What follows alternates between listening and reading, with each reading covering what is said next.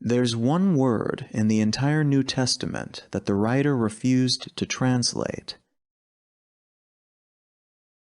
Not because he couldn't. Matthew's Greek is fluent. He just carries this one word over, sound for sound, like no translation could hold its weight. The word is Ṟακά, and Jesus says if you call your brother this word, not hit him, not kill him, just say it, you're liable to judgment before the highest court in Israel.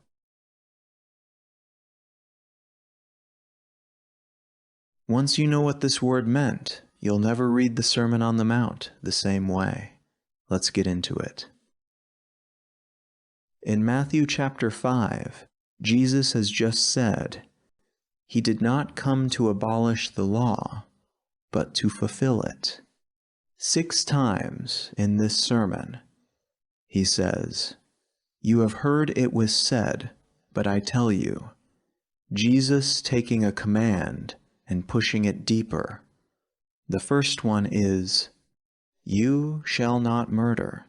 But I say to you, everyone who is angry with his brother will be liable to judgment. Whoever says, Ṟακά, will be liable to the council, and whoever says, You fool, will be liable to the hell of fire. You shall not murder is one of the 10 commandments. Jesus does not take this easy.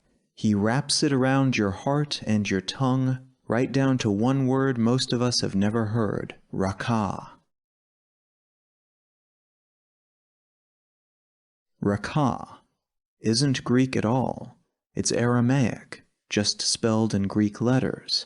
Matthew preserved the sound instead of translating it. Most scholars trace it to the Aramaic Ṟακά, from a root meaning empty or vain, the same root behind the Hebrew word for a hollow, worthless vessel. So Ṟακά isn't a joke about someone's IQ. It's a verdict. You are hollow, void, nothing. English Bibles struggle to translate it. Some try empty head or worthless fool. Many just leave it as Ṟακά. 2,000 years later, we still don't have a clean equivalent. That tells you how loaded this word was. First century Judea ran on 3 languages: Hebrew for sacred life, Aramaic for everyday speech, Greek for trade and government. Jesus taught in Aramaic. Matthew wrote in Greek. Almost every time Matthew translates. But a handful of times, the raw Aramaic gets carried straight into the text, most famously at the cross. Eli, Eli, lema sabachthani. Ṟακά gets that same rare treatment, too culturally loaded to flatten into Greek. And here's why that mattered. First century Jewish culture was an honor-shame culture. Your public standing determined your marriage prospects, your business, your welcome in the community. In that world, speech was a weapon.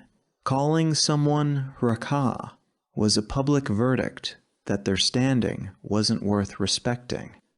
Rabbinic teaching from the era even treated public humiliation as close kin to bloodshed itself.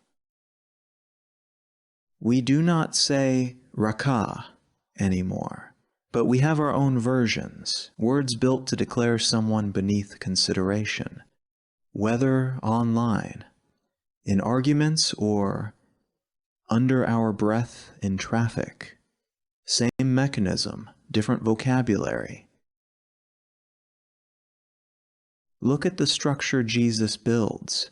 Anger, liable to judgment. Ṟακά, liable to the Sanhedrin, Israel's highest court. You fool, liable to Gehenna, shorthand for final judgment. Whether that's a literal ladder or one point made three vivid ways, the point stands. The external act and the internal contempt behind it are morally continuous to God. The law could only prosecute the final act, the killing. It had no court for contempt. Jesus says God does.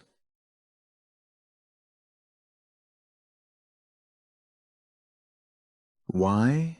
Genesis 1:27 says, "Every human being is made in God's image." Calling someone Ṟακά is not just rude, it's contradicting a truth God declared over them, a small act of contempt attempted with a syllable instead of a sword. That's what makes this radical. Jesus relocates sin from the hand to the heart. Murder does not start with a weapon, it starts with contempt. He refuses to let "it's just words" be an excuse, and he removes contempt from the table entirely. No one must be criticized by calling them worthless, not even someone who deserves it. He even connects it to worship. 2 verses later, he says, "If you are offering your gift at the altar, and there remember that your brother has something against you, leave your gift there before the altar and go. First be reconciled to your brother, and then come and offer your gift." Reconciliation is not a nice follow-up to worship. It's a prerequisite. You cannot despise the person in front of you and rightly worship the God whose image they carry. Here's the whole study in one breath. Ṟακά is an Aramaic word for empty or worthless, so loaded that Matthew wouldn't even translate it. Jesus places it in the same moral category as murder, because both attack someone made in the image of God. One with a weapon, one with a syllable. So here's your challenge. This week, when that word rises, whatever your modern Ṟακά is, stop. Remember Genesis 1:27 and ask if your words are honoring that image or trying to attack it. That's the weight carried inside one small, untranslated word. If this enlightened you, like this video so more people see it, subscribe and turn on notifications so you never miss a deep dive. And comment below with a word or passage you've always wondered about it. Might be our next study. Until next time, see you in the next video.